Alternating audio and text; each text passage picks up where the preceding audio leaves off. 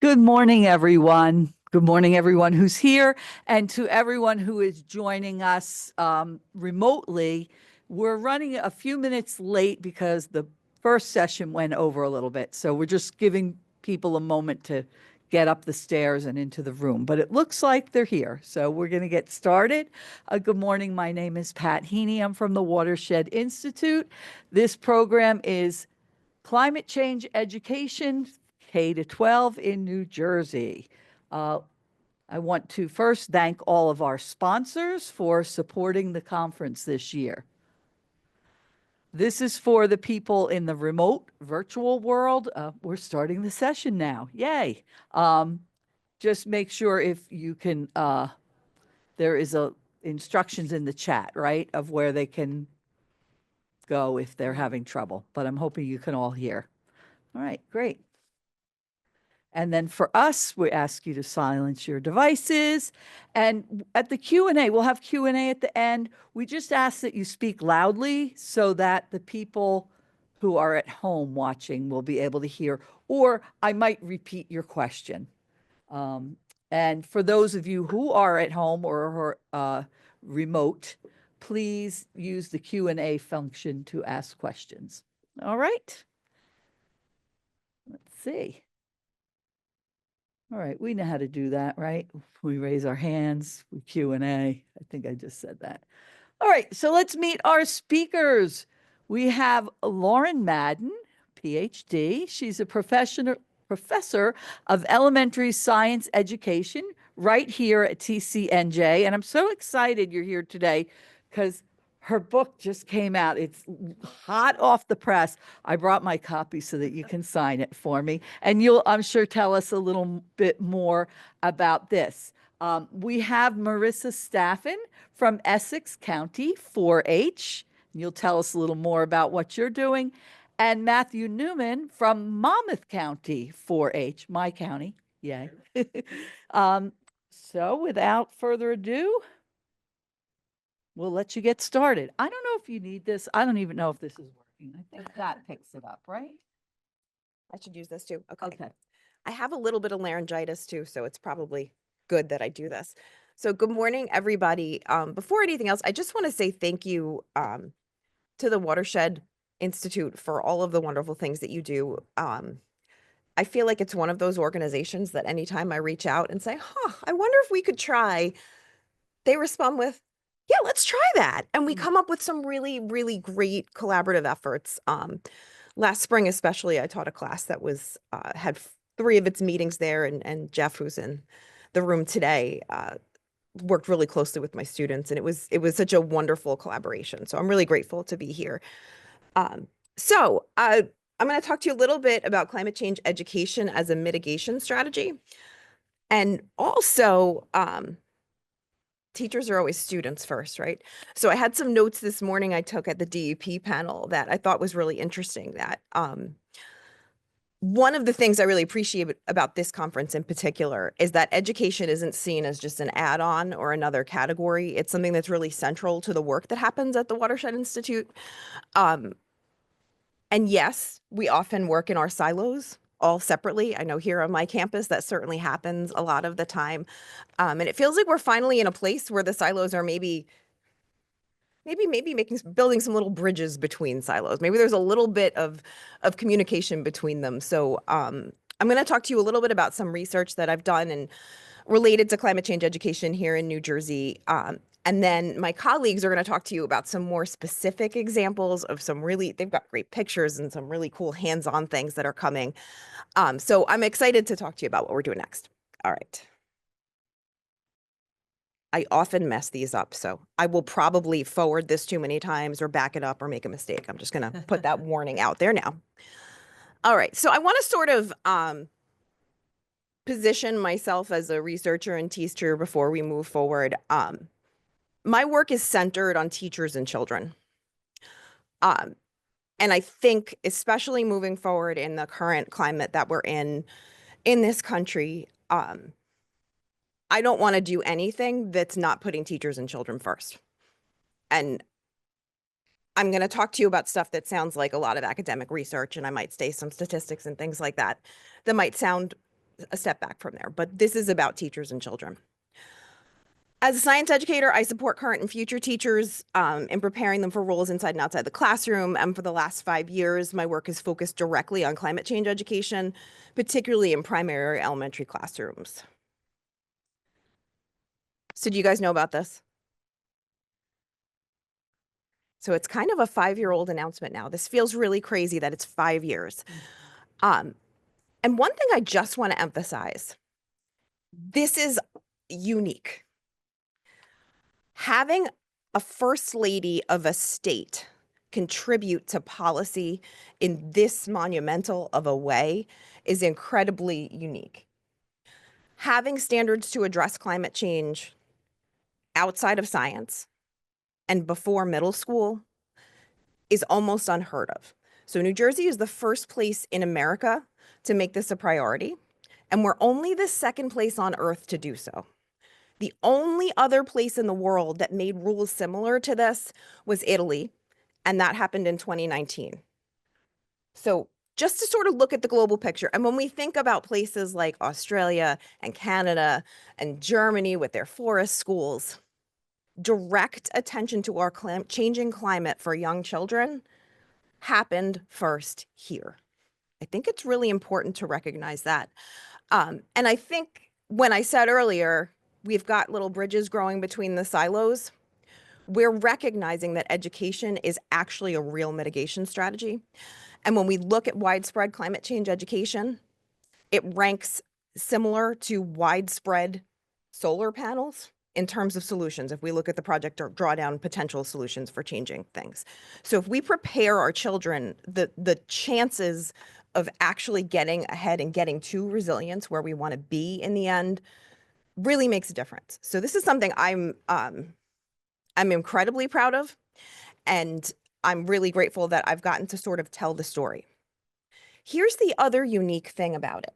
This happened in 2020 when we were all in lockdown, which meant this afforded us time in a way we didn't normally have as people who work and live in a busy world, right? I'm looking at Grace Ann here. We had just started a new project talking about climate change and marine science in K-5 or K-8 curricula at that time. We had time to send surveys to teachers to figure out what they knew, what they wanted to know, where they were going. And teachers were home and willing to fill them out. So we got this really cool snapshot of being able to measure an educational innovation as it was happening. That never happens. If you even look at our state testing data for the New Jersey Ask or any of those other things, we get those analyses 2 years after the kids take those tests. We have such a long gap in when something happens and when it's measured and when we know something about it in almost every educational innovation out there. We lucked out on the timing this way. And I will never be grateful for COVID, but I will be grateful for the time at home that it afforded us. All right, so during that time, I worked with the New Jersey School Boards Association and Sustainable Jersey for Schools to help craft this report. I think some people in this room contributed responses to it. We wanted to figure out, what do people need? Okay, so there's going to be these standards. They're going to come out. They made the announcement. This is exciting. What do we need? So largely professional learning, right? We needed to make sure that teachers had the skill set, the understanding of what climate change was, what was appropriate to share with kids at different ages, where it fit into different content areas, how to answer scary questions. All of those kinds of things sort of fit in there. They needed curricular resources. And that might also have meant they needed time to look at their existing curriculum and say, if I just tweak this one lesson, or I just added a few things to this one unit, I might be able to cover these climate standards. This is a pretty interesting place. They needed community connections. We know the best learning is place-based learning. I started my discussion today of my love for the Watershed Institute, but they're in my community. I don't leave Mercer County much, right? So the fact that my college students got a chance to connect with people doing really, really, really great work in the field right up the road allowed us to build really exciting partnerships that we were able to share with schools later on. So those community connections mattered. And then finally, support structures. So we need school boards and school administrators to get on board. We need the people who make the big decisions, not the decisions that are when we shut the door and do what's good for kids, but the big picture decisions. We need them to be on board. We need them to know that they're guiding us in the right direction for progress and to make sure our students are doing wonderful things. All right, so I told you I'm going to talk about boring research, but I think it's exciting stuff. So hopefully I'll light up when I do it. All right. So this paper, I told you, June 2020, everybody's home. Grace Ann and I could not start our workshops. We could not get moving on what we wanted to do. We said, okay, let's get a baseline then. What do teachers know about the oceans? What do teachers know about climate change? What do they want to know and what are they willing to do?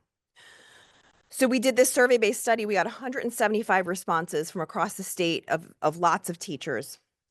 We found they all really wanted to teach about climate change, but there was a lot of confusion. They often cited things like teaching about marine plastics as a climate change topic. Now, can you connect the dots between marine plastics and climate change? Yes, of course.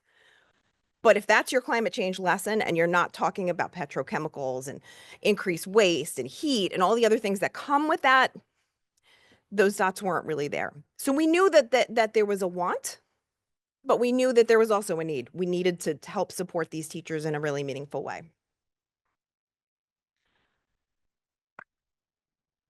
All right. So the other piece I did is that a lot of times I wear my mom hat as well.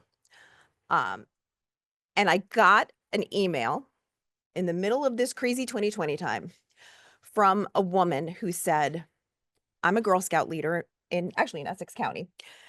And I went to my kid's school when I read about these climate change standards that were coming. And I talked to the principal and he said, nope, not doing it.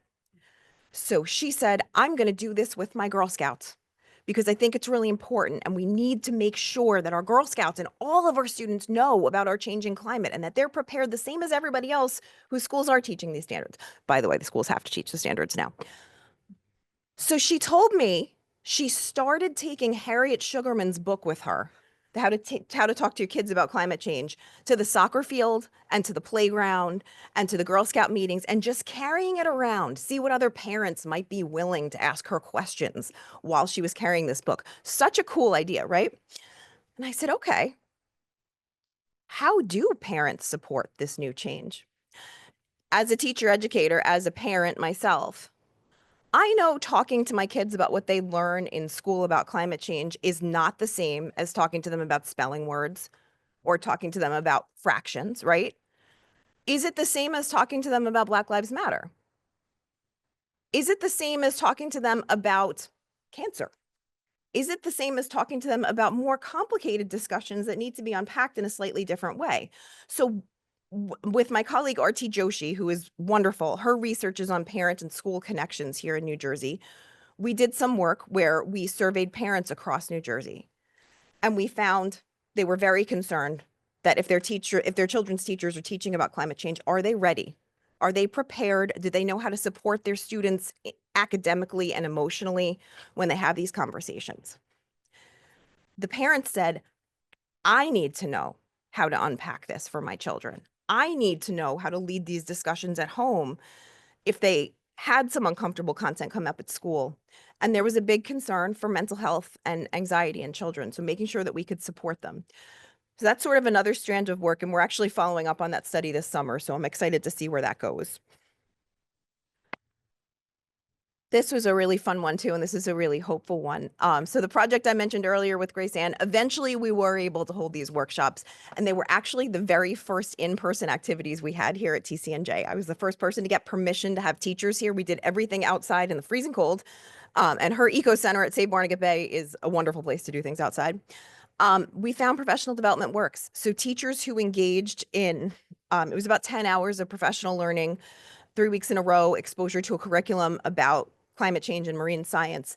They had a statistically significant growth in their content knowledge pre and post that engagement. So we know when we give teachers I think it was really good. When we give teachers professional learning experiences and we expose them to this content, they learn and it works. So we know it works. Okay. So some other pieces. Over the last couple years, I've also been working with the state on a number of different projects. And if you read the blurb about my part of this session, I was going to present a little bit more about this today, but I'm not. I can share some big picture findings, but over the last academic year, so 23-24, I led a study where we observed 50 classrooms across the state teaching about climate change. So it was a volunteer-based study. Teachers invited us in. It could be any subject area. The goal was 63. So we wanted to see one elementary, one middle, one high school teacher in every county. We got 50, which is pretty good. It's about 80% of our goal. We felt pretty good about that. And we were in almost every county. We're in 20 of 21 counties. Yes, most of the people who volunteered and most of the lessons we saw were in science. That's true. However, we saw English.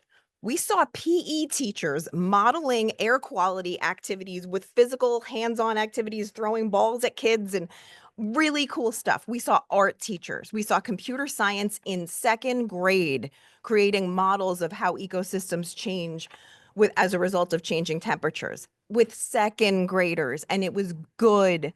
We saw social studies lessons. We saw a lot of really, really great stuff. We saw the ceiling, right? So you're not going to volunteer to have some professor come to your classroom to watch you teach if you don't feel comfortable about it, right? We saw lessons that ranged from very good to best in the world. So we did not see all climate change education, but we saw one, that it happens, two, that it happens everywhere. We were in Camden, we were in Newark, we were in Trenton. We were not just in high resource districts. We had a great opportunity to see lots of different schools and lots of different teachers who were doing great things. One thing we learned, there's a lot of self-learning happening.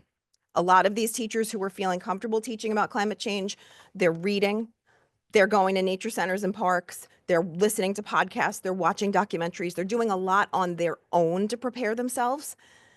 And I think there's a lot of questions that come out of that. Do we as teacher educators need to find a way to give them credit for that because they're doing this good work? Or do we need to provide more formalized professional learning opportunities, or both? Okay. They used a tremendous variety of instructional resources. A lot of these teachers looked at what they already had and said, where do I tweak it? And I think those were the ones who are probably the most comfortable. The other piece that I think is a little bit alarming too, this was 50 teachers who invited a researcher in because they felt confident teaching about climate change. 6 administrators greeted the researchers. There was a Milken educator. There were county teachers of the year. There was one state teacher of the year. These were exceptional, outstanding rock star teachers.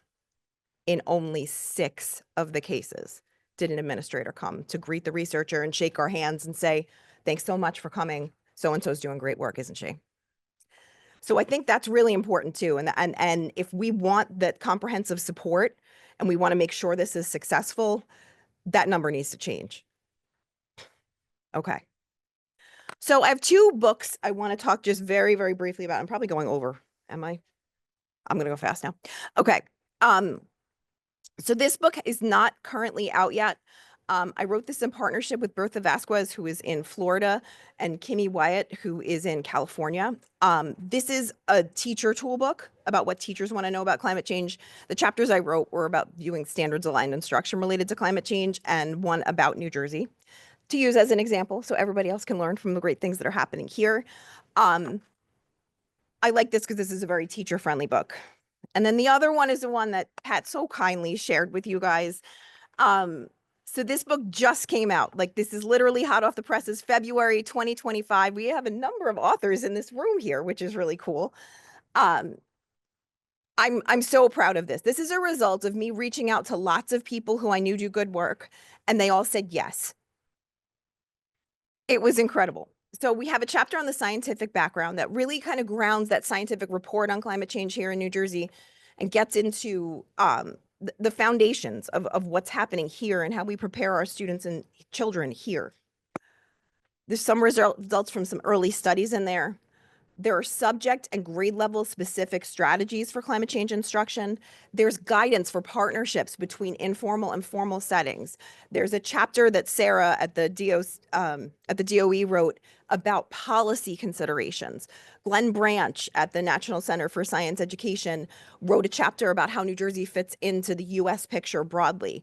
Our friends in California, Maine, and Connecticut collaborated to write a chapter about their next steps because they're the 3 states that followed us, which is really kind of cool that they were able to sort of fit in. Okay, so we couldn't do quite what New Jersey did, but this is what we did in Maine. And that was a really nice addition there. We're really, really proud of this work.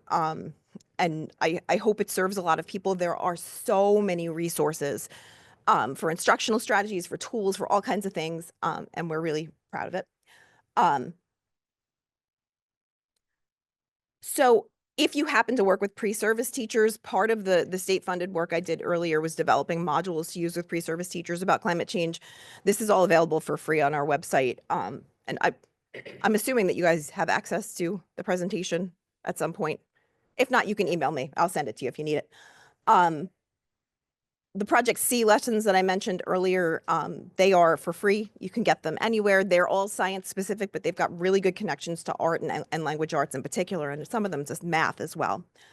And my colleagues are going to introduce you to other really great resources very soon.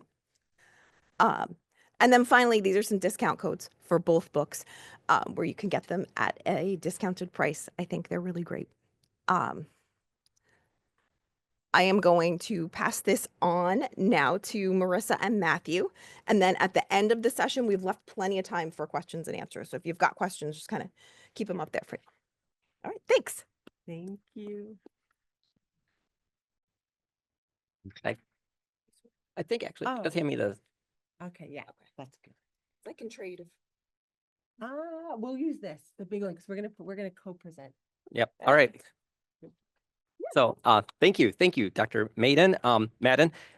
So first things first, we are actually filling in for our friend and colleague Janice McDonald. And if you know Janice, it would take about 2 of us to equal 1 Janice. So she regretfully was not able to be here today, but she wanted to extend to all of you how happy she was to be invited and how much she really was looking forward to co-presenting with you, Dr. Madden. So thank you very much. And you said something that I think I feel needs to be underscored, and it's key that children and teachers, being able to reach them is just so critically important. And this picture that we are starting our presentation with, I think, underscores that, because we have teachers. We don't have so many students. There are a couple in there, but also the work that Marissa and I do includes volunteers in the communities that we serve. And I'm going to give a real quick, brief crash course into cooperative extension and 4-H youth programs here in just a little bit. But first, I want to talk about some of the broader context and challenges that we're facing with this climate content. So the challenges, I mean, there's anxiety in these young people. They are scared. We're looking to help them build a connection and a sense of place with this, and then also connecting the local and global relevance in climate change and concepts to these young people. With these challenges come some opportunities. Let's try and find some silver lining where we can. So we look to engender that sense of civic and community engagement with the young people, teachers, and volunteers we work with, and then also using the NJ climate change standards to provide that interdisciplinary learning. So I did mention I'd give a real brief crash course into 4-H and cooperative extension. Right here, right now, what you see on the screen is the Thrive model. It's a relatively new, I guess, concept in our work that's guiding us in how we approach our youth development programs. But real quick, so land-grant universities, every state in the country has at least one. Here in New Jersey, it's Rutgers, the state university. And then about, I don't know, 100 years ago or so, in 1914, there was an act of legislation called the Smith-Lever Act that said these land-grant universities are doing some amazing things. They're providing education to the masses. What if we extended that knowledge one step further and had an extension office in each county? So where you see in our notes there, Marissa's with Essex County, I'm with Monmouth County. We are actually Rutgers faculty based in local county extension offices, providing the knowledge, resource, and information to our local communities that we serve. Historically, 4-H, if you have ever even heard of 4-H, maybe it conjures images of the county fair, and I grew up on a small farm in Michigan, and I was that kind of 4-H youth member you think of cows, plows, and sows. And if that is part of what you're getting, That's great, but we are trying to do more. Historically, 4-H was actually born to spread hard science as well as shape character, and it started with the innovation of hybrid seed corn. Thus, its roots are literally and figuratively in agriculture. But today, we think, well, I don't want to say we generally, but Marissa, I, and Janice think that the challenge facing these young people, maybe not hybrid seed corn, but climate change. Why was hybrid seed corn the innovation 100 years ago? Because we wanted to feed a country, and then as now there was some resistance to newfangled technology. The farmers then, and again, I come from farmers, so I know how they operate sometimes. Leave us alone. We don't want that. Go away. Okay. Well, what if we reach the kids?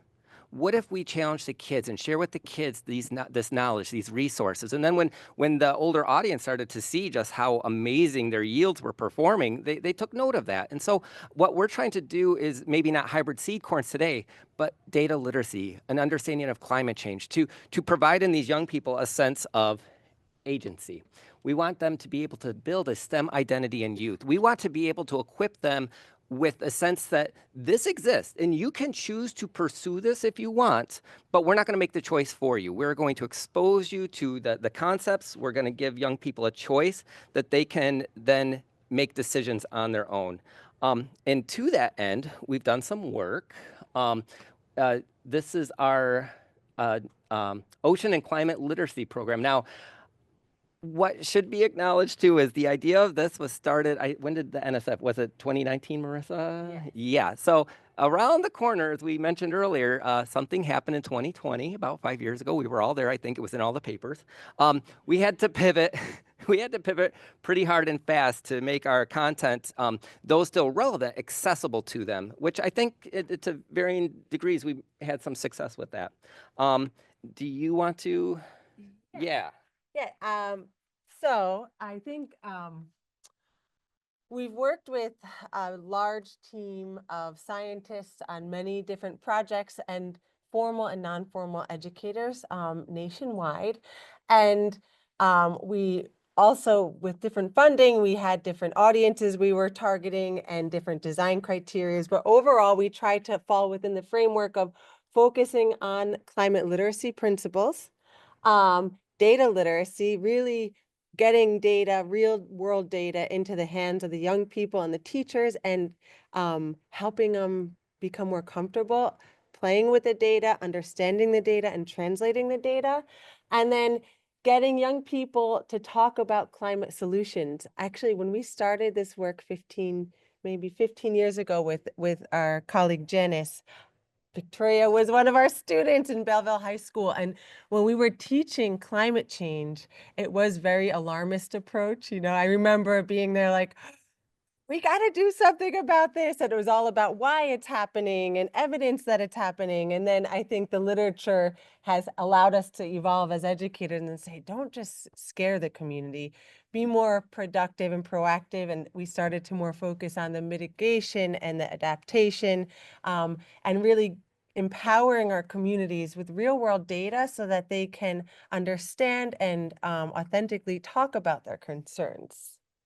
So, next slide.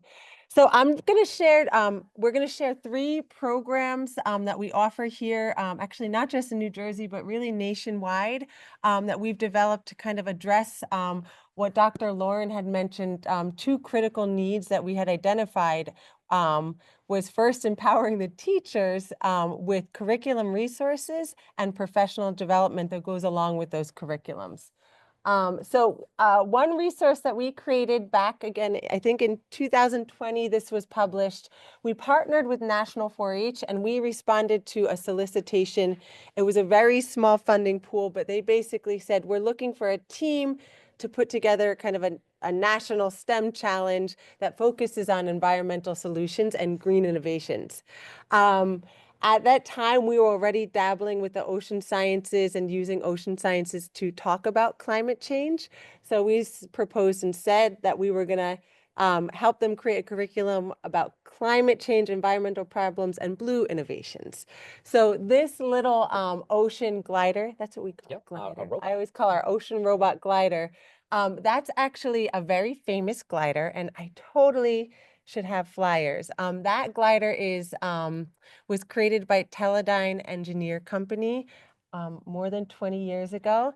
And we right now at Rutgers University, and there's a couple more universities now that have them.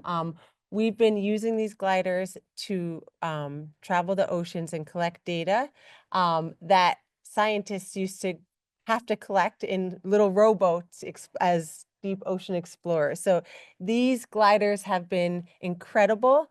About 15 years ago, we got a large donation at Rutgers to take that glider, and we challenged it to go from the coast of New Jersey to the coast of Spain. So it was a really big, exciting movement, and the glider, there's actually a short film about it. It was intense, but the glider made it, and it collected data and really showed the power of these type of innovations to be able to collect lots of data in a really efficient way. So actually this August, we are going to be launching another glider. I forget her name, but there's going to be a lot of publicity about it, and she is actually going to travel the world. And we're trying to get more people, more funders, more government and policymakers on board to empower science teams to be able to continue to collect data in this way. And if I may, just real quick, this is a real short aside, but if Mother Rutgers is following and watching this, I want to make sure they know. So in terms of the fleet of gliders, the largest fleet of gliders on planet Earth is owned and maintained by the United States Navy. The second largest is Rutgers University right here in New Jersey. So, and I felt that was an important aside because in addition to our work developing the STEM kit, we wanted to Marissa's point, this went across the United States and actually internationally in some instances as well. It was important for us to maintain a New Jersey connection to it as we got that message on climate change and data literacy out there into the audiences. So anyway, sorry, Marissa. Yes. So anyway, we started to kind of identify interesting ways to engage young people through tools of science. So this was the tool we focused on, not just, our goal is not just having young people build their science or climate change knowledge, it's also about science skill building and science identity and fascination and so on. All right, Matt's moving me along. Sorry, Marissa. All right, so one activity, so the glider is an engineer design activity that the youth are challenged to actually ballast the glider because that glider functions on kind of balancing in the water or ballasting, and that's how it comes to the top and then goes back down and collects data, and it pulls in water. It's actually a rather simple design that it functions in. So the youth work on that glider, and then we have a rather simple project where the youth do matching card games, and we identified 8 climate change challenges that we can see in the ocean, and we presented those challenges, solutions, opportunities on these cards, and the youth, it's a game, they interact, they talk about it, and then we have templates where they create PSAs or poems or any type of media project where they can share some of their ideas and solutions to climate change. So this kit, it went national. We were told at the time in 2020 to keep the word climate change actually out of all of the marketing. And in fact, actually, I think even in the facilitator book, but it did go national. There were concerns that there were some states that wouldn't, appreciate this type of curriculum, but we think overall it was well taken, and we actually did have a lot of people in non-coastal states respond that it was inspiring, and even though they don't have direct connection to the ocean, this kind of helped them, and they appreciated it. Next slide.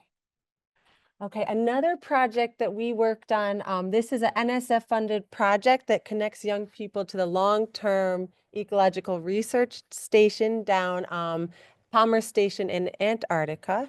And this was a call really to help teach not just climate change, but focus on the polar sciences.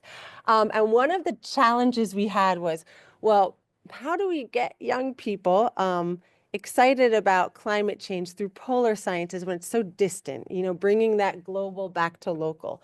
So this program, it was a 5-year pilot. We just wrapped up the pilot, and hot off the press is this curriculum. It's for sale now at STEMfinity, and it's all free downloaded on our website. But this curriculum we piloted with formal and non-formal educators throughout the country, Alaska, the Midwest, California, and we focused on data literacy and equipping students with real-world data sets from scientists working in Palmer Station. Interesting that we had evolved is that sometimes the data sets were like about water quality or ice melting and the size of icebergs or krill. And it was a little hard at first to get the young people really excited about this curriculum. So we brought in somebody from the Mason Grove Playhouse to help us bring in more of the fun factor to these topics. But then we also kind of pulled one of the no-brainer, low-hanging fruit when teaching climate change. We focused and we kind of ended up with one data set focusing on the penguin population. There's a lot of penguin research happening down in Antarctica. It was super easy for the kids to relate to that. They wanted to talk about penguins. They connected to it. So that's kind of the data set that we focused on for this curriculum. Wait to see what the next slide is.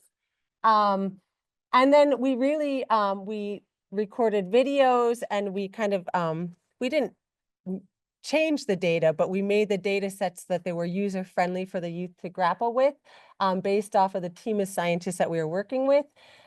For this curriculum that we published, we focused on one scientist's work that was Dr. Megan Cimino, because she was the woman who was working with the penguin data. Next slide. So we did a series of program evaluations.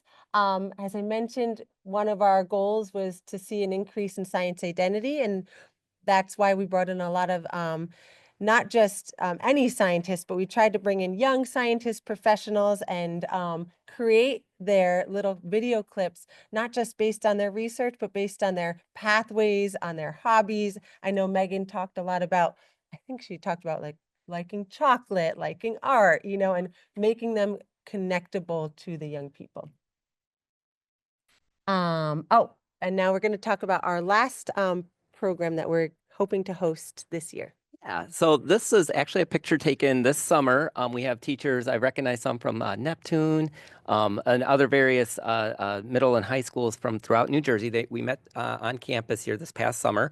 And through our, this is a grant funded by DEP and NOAA, their Office of Climate Resilience. And our goal here is to involve youth in building a community about a resilient landscape design funded by Building a Climate Ready for New Jersey program. These involve community-based programs that will be designed to help communities adapt to climate change, reduce environmental damage, and support both the people and nature. So what I think is, I don't know, particularly unique about this, it wasn't just having the teachers come during this, what was it, Marissa, 2-day workshop, I believe? 4-day workshop there. Summer was so long ago. But it wasn't just the teachers there learning from us and us learning from them. We invited local people from the community. So I believe for the Neptune school in particular, there was someone from the Liturgical Society that was there. So we weren't just having them come, learn from us, and then go off into the world and do good things, but actually give them some real connections within their local community so that they could follow up and address some of these things as they go forward. So building Climate Ready New Jersey, our goals and objectives, it's to co-design those projects to help communities adapt to climate change. And we really want the young people in these schools to do, and I'm not trying to mitigate or take away from anything, but more than just like a recycling program or more than just I don't know what, a recycle paper drive or something like. We really want it to be something meaningful, impactful, and sustainable. And I am watching the clock here. So some of our focus areas, we have 16 coastal counties representing 432 municipalities, 47% of which are identified as overburdened and disadvantaged communities and who are prioritized to benefit from this initiative. We do have some target cities, including Atlantic City, Paterson, New Jersey, Newark, Trenton, and Camden, but we are, just because they're not on that list doesn't mean that we're not going to try to help these communities. Marissa's in Essex County, I'm in Monmouth County. We have colleagues that are in every county throughout New Jersey, and we really want to make sure that this is available to all. interested people. So the participation and expectation, step one is to attend the workshop and co-develop activities to support youth in creating projects in their communities that mitigate climate change damage and work to preserve and generate resources for human benefit. Step two is to implement capacity building meetings for youth and after-school sustainability clubs. And then step three, participate in the Rutgers University Climate and Resilience Summit in 2016, which is, I think, scheduled for June 4th, if I'm not mistaken. Well, yeah, this is the timeline Yeah. for our new cohort, but we're just wrapping up our current cohort, which was a pilot. So that one is on June 8th. There we are, June 8th. Some of our ongoing pilot programs include in New Brunswick, Newark, Kearney, Neptune in New Jersey, and then I was right, June 4th. I got fact checked. And at any rate, and we're working with the teacher. And I'm pretty sure it's the 4th, but at any rate, it doesn't matter. It's in June. It doesn't matter. We are actually, is it next week? We're having a debrief with the teachers to see where they're at in their progress. We're looking to have this, though the teachers are facilitating it, we really want the ideas to come from the students. Kind of going back to my earlier point about the corn clubs, the future, literally and figuratively, is with these young people, and we want them to walk away with a sense of empowerment that however scary this future might be for them, they can be agents of change to make it less scary. So we do have a note of thanks to all of you for inviting us this time and space to speak with you. Our contact information is up there on your screens, or you could also just do a simple Google search. We're available that way too. So thank you so much. And I believe now we have Q&A. Yeah.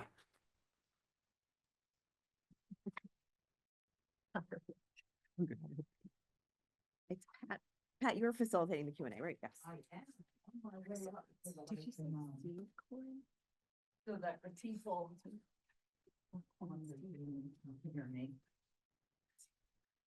I'm going to take this.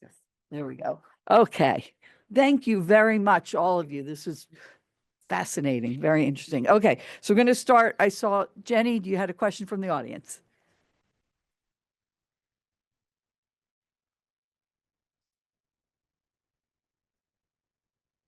Other educators working in providing financial education. My question is, how is all this going to be measured, evaluated? What is your long-term outcome that you're going to be? Sure, when you go for this funding, you have to provide metrics and outcomes and objectives. What does some of those look like? In terms of how you're going to be evaluating this program and what you're going to see. I'm going to repeat the question so the people can hear. Jenny was asking about metrics and how you are going to evaluate the outcomes of these programs. You said it more eloquently, but that's basically it. Yeah. And are you referring to like youth learning outcomes or just the success of the projects overall and sustainability? Yeah. Goals that you're hoping to achieve. Yeah. Well, and please jump in. We do pre and post evaluations with the youth audiences just to see if they've gained any kind of meaningful impact and change in behaviors or knowledge gained. But then in terms of like the actual, I guess, projects themselves. Yeah, so it's a very interesting question because we're just wrapping up our first article about this program, and the end is all about scalability. So we hosted a professional development for educators in the non-formal learning space last February, and we had about 16 of us together for maybe that was 2 days. And we were really talking about the topic of data literacy, how to advance data literacy in our climate education or environmental science education programs. And we also flew them all in to also give us feedback on this polar science kit that we made. So it was leaders from like Girls Inc., Boys and Girls Club, museum directors, really representing, I think everyone was from a different state. And we talked about scalability. And I would say that would be a measurement of success for us is, science gets outdated and we need to update our curriculums and our resources. But the fact is that I know in our sector, there's a ton of funding going towards curriculum development, especially for non-formal education. And it's a lot of work. I mean, so much years of work and surveying, evaluating, getting people to volunteer their time. But we see it more often than not. You're done, you publish it, funding's done, and then you have a couple kits printed and it sits on people's desks. So that's our goal, is to not let that happen, is to really take it a step further, offset the cost of these kits. One thing we did was we got the kits pre-printed in backpacks for people, for teachers, because I know I have to teach it tonight actually. And I'm like, they're printing the free stuff and it's another 2 hours of prep time. So now we have things printed and laminated. And that's one solution we have to getting these kits in teachers' hands, keeping them free or affordable, and professional development. So we actually paid to have a professional photographer video us teaching and create virtual free professional development trainings for educators to be able to implement.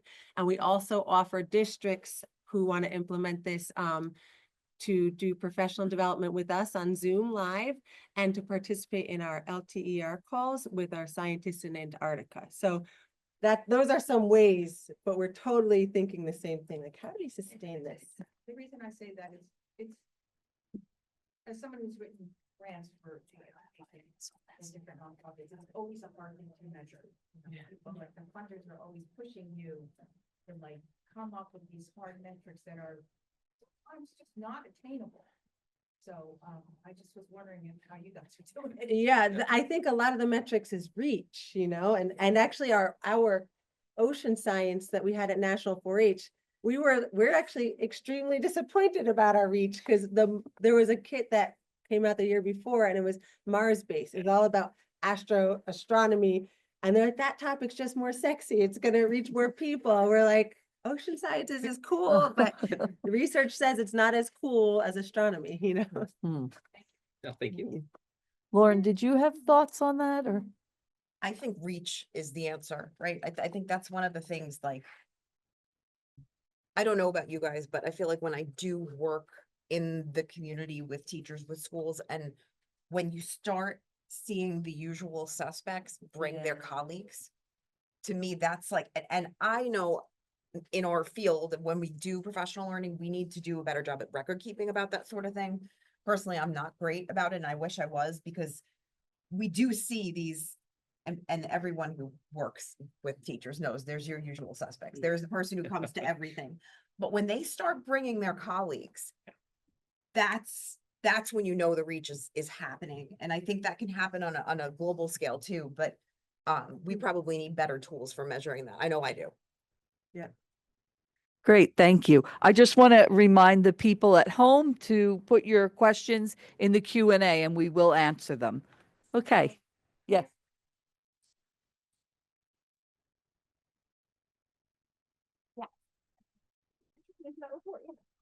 Along these lines though, with evaluation.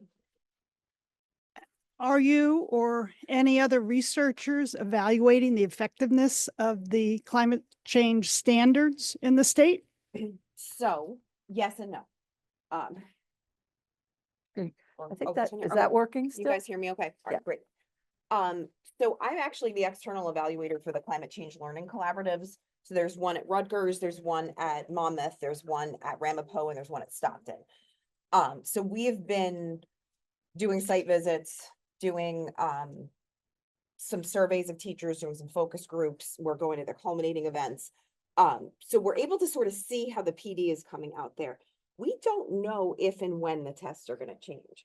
And it's interesting because when I feel like when I talk to people in an evaluation community, all they want to hear is, when does this have teeth? When are there going to be assessment items on the New Jersey Ask and these other things that actually tell us whether it's happening or not?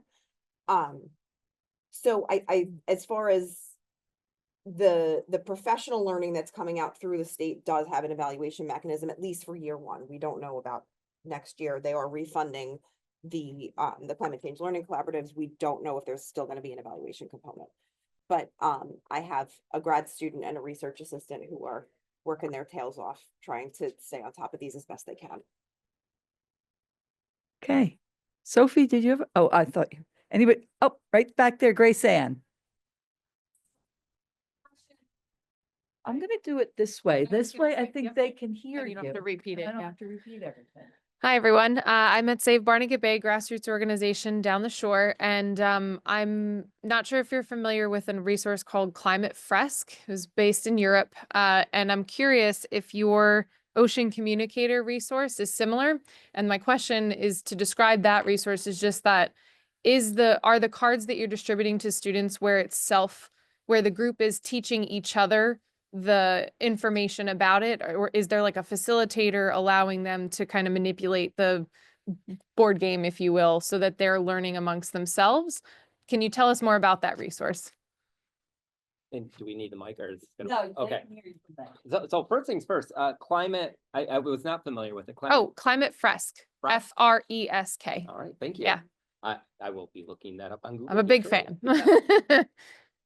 So the idea, well, we really want as much as is appropriate and reasonable. We really do want these young people to become, I don't know, we want them to be active participants instead of passive recipients. And to that end, we really want to, with what we created there, we want them to gain that confidence and skill to explore that. However, we also acknowledge young people are young people.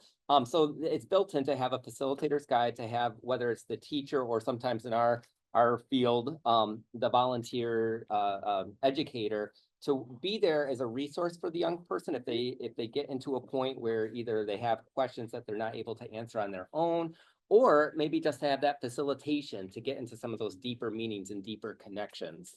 Yeah, I actually have an extra kit in my car if you want. I'm teaching it tonight and I like just threw everything I could find. So you're welcome to it if you want to explore it. The interesting thing is we are kind of prepared when we create curriculums to create it at a high school facilitator level, because a lot of we don't always get like science teachers from high school that want to teach our curriculum. A lot of times we have like our teenagers helping us teach at the local library. So we keep it very scripted. But also we try to focus, it's a hard line between formal and non-formal. We definitely lean more towards the non-formal. So we try to build all of our curriculums to be discussions and hands-on. So the communicator card game is totally discussion prompting. You know, there's a workbook where the youth are answering questions with each other. It sounds like it has a lot of the same resource things that I really love about the other one. So I can't wait. I swear we Okay. developed it our own. We didn't steal it from you guys. Oh, no, we didn't develop it. No, it's here. Sophie. I do have a question now. Thank you so much for your talk and everything that you've shared. At the Watershed Institute, we have more than 30 years of locally collected stream data that we're looking to connect young people with. And my question is about, taking your national and even international data and how do we apply it back to give students a sense of agency and actually being involved in their place? And is there interest in a could you scale a place-based program? I guess I'm asking, something that we've really been thinking about and working to do in New Jersey specifically. But anyway, that's my question. Well, wow. So there's a Marissa, there's a Matt, there's a one of us in every single county in New Jersey, and we are always looking to make those connections. So I can only really speak to my activities in Monmouth County and Marissa, hers in Essex County, in terms of appointing any kind of like, I don't know, specific point of contact, grassroots effort to do something what you're talking about here. But I knowing my colleagues as I do in our mission, I think that there's. Oh, well, you have data, raw data that you would kind of like to turn into a way for youth to engage with it, but it's not a curriculum yet. It's kind of just raw data. We're moving towards curriculum Okay. as well. Yeah, I think we found a huge gap in the literature about engaging young people in data, and that's why we want to really focus on it. And it's a scary thing when we have one lesson on ratios and the second we start talking about ratios.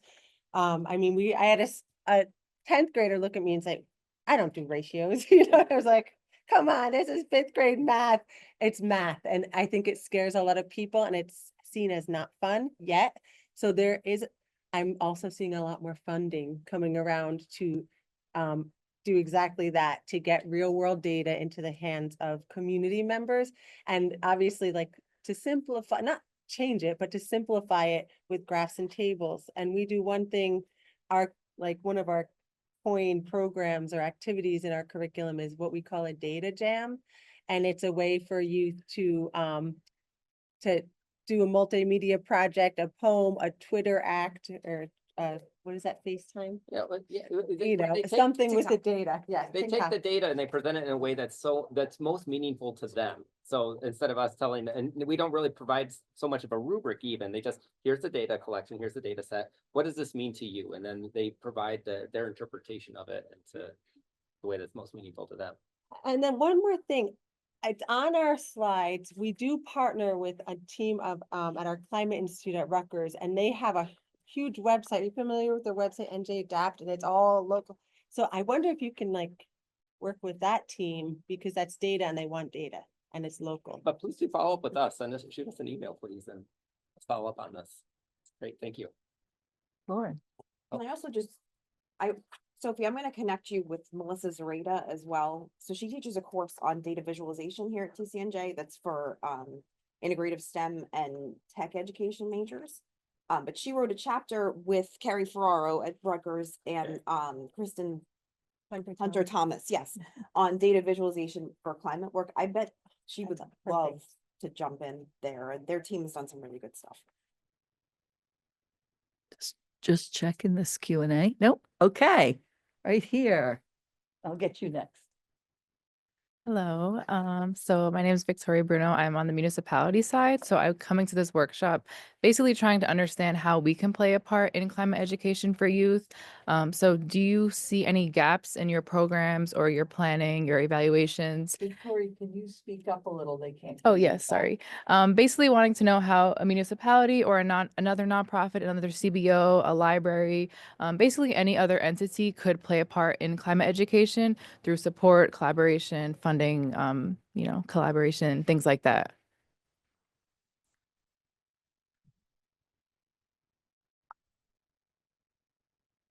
I think municipality engagement, I mean, funding is always a need. I think in the out of school time space, getting educators funded to be able to do this in the out of school time space. I don't know, in most cases, especially because these are heavy topics, you don't just pick these up and teach them. A lot of times you participate in professional development. It's time consuming. I think in most cases, I see a lot of educators that teach this.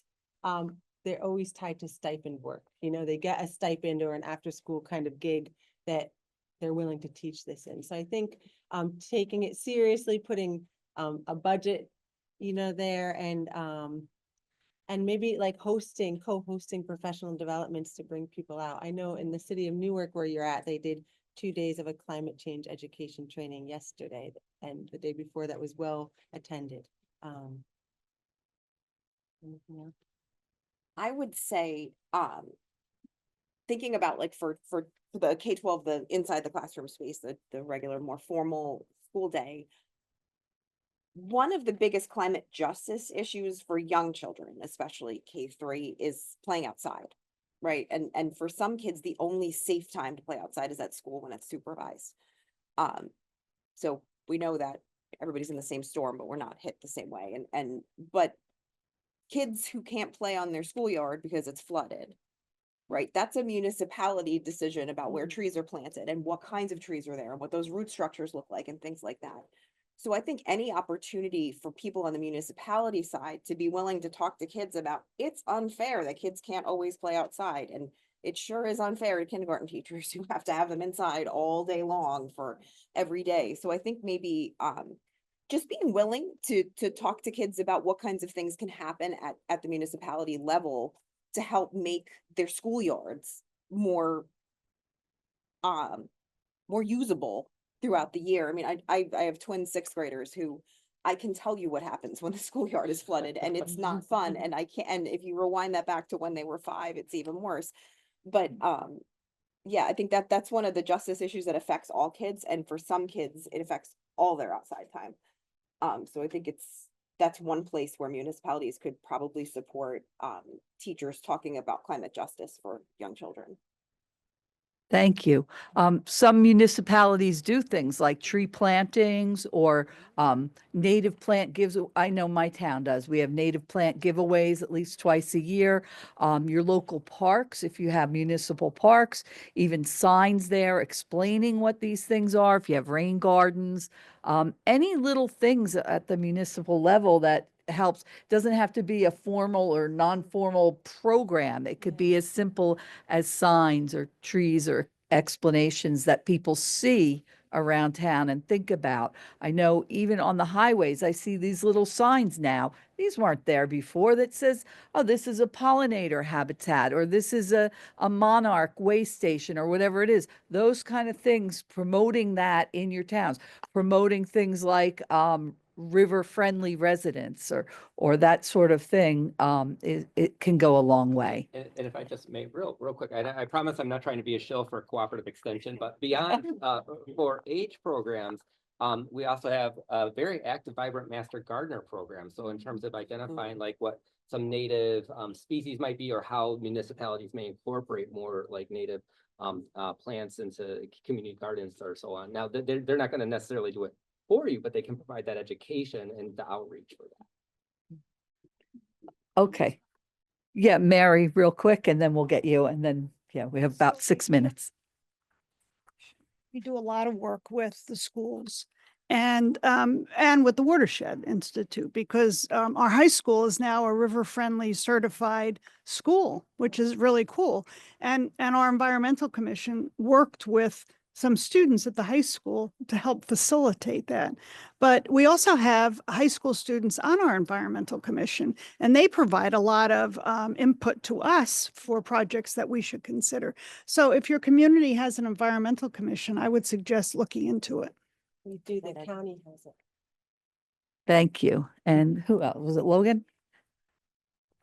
Hi, my name's Logan. I'm currently building out and writing a curriculum for the farm I work at to bring kids come out to the farm, and then also us go into schools. And the main focus of that is sustainability. We're an organic farm, but obviously climate change and things like that, it plays a part in every aspect, and that is within the curriculum as well. And I'm just wondering if you guys have had any trouble with pushback, whether it be from administration, teachers, parents, or what your thoughts are on how programs like this will be proceeding in the future under this new administration, and if there might be more roadblocks coming in the way, or if we're going to have to start possibly even censoring certain terms or phrases in these programs so that funding isn't ripped from schools. Not to be a Debbie Downer, but just wondering what the thoughts are, because I'm writing and creating this curriculum, and now I'm like, is this going to be something that can even be presented to schools? So can I say, I feel the balance that you're living right now, and it's hard. I'm living it too. I just spent a week removing all kinds of terms from course descriptions and titles, and now it sounds like every class I teach is issues and topics. And we have to sort of leave it at that for a lot of things, which is tricky. But one of the things that I think actually came up earlier in the discussion is assessment. So do you know what the PISA exam is? So that's one of those international assessments in mathematics and science that's given around the world. And the PISA scores just came out, and the most recent PISA administration was the first one to have climate change questions on it in the 8th grade. So even in places like Singapore and Germany and Finland, who we all think of as they have the smartest kids in the world, right? Even places there, the 8th graders could not make a connection. They knew that rooftop gardens were a climate solution. They did not know the mechanism for how that rooftop garden helped reduce carbon emissions, either in and of itself or by reducing food miles and all those other places. So we hear oftentimes with the current political situation that we want to dismantle some pieces of our education systems at large to be more globally competitive. To be clear, we finished 18th out of 80, so we're in the top 25% of nations. Also, New Jersey is number 1 in the nation for education. Let's be clear. All that said, but if we want global competitiveness, right, then our students need to be able to understand how working with farms specifically works as a carbon reduction strategy. So if the argument is our schools need to change to make our students more globally competitive, the question everybody got wrong was about climate change, even in the most super duper education settings in the world. So my argument right back to them would be I would pull out those PISA tests and all the reports on them and say, like, this is even where the Finnish kids are getting things wrong. So, and make the argument that way, that this is a global competitiveness argument. Okay, I Yeah. think we have and now it went away. Ugh. Well, just as Hold you're on. looking for that to follow up, do you, well, so even prior to whatever is happening here and now, as we mentioned with our National STEM Kit Challenge, we were faced with some, I don't know what the word is I'm even looking for, pushback in using certain terms as climate change. So, I mean, it's very real. And I don't mean to, I know we're a group of scientists and educators, so if you'll just indulge me for 1 minute, there's a line from literature, J.R. Tolkien's Lord of the Rings, faced with this horrific challenge before them, you know, I wish it never happened. And the other character says, so do all who live to see such days, but that's not for them to decide. You just have to decide what to do with the time that's given to you. And so all of us here are very unique positions of, if not authority, we can be allies and advocates for those to make that difference. Okay, we have time for one more, and we're going to take one from the audience. And Katina asks, please share how you have been successful engaging district supervisors and admins in understanding the climate change instructional challenges of teachers. Anybody? Lauren? So it's interesting, and I think a lot of it is, well, who's in our networks, right? So there's a handful of STEM supervisors who are my go-to people that I pick up the phone and talk to, and a handful of principals I know really well who, if we have Audubon says, can you do an outdoor project? And I say, yes, I know who I can call and ask. I would love to talk some more with the Principals Association about how we can sort of expand that reach past our usual suspects. But I think a lot of times the pace at which some of these things have to happen is, I'm going to call the people I know well who are going to answer right away. And that's probably not a good answer. All right. Well, I think lunch is about to begin. My favorite thing about this was all these connections. I heard so many people. I know Grace Ann's leaving with a backpack or something of stuff. Everyone knows who they're going to call. Mary, your inbox is going to be full. Everyone, this is why we're here, to make these connections. So I want to thank you. It's online. You can get free resources too. So if you're not here and you can't get a backpack in person, you can go online. Do you remember the website? Just Google 4-H Explorers of the Deep. Yeah. Great. Matt, Marissa, Lauren, thank you all so much. And thank all of you for being here and interacting with us.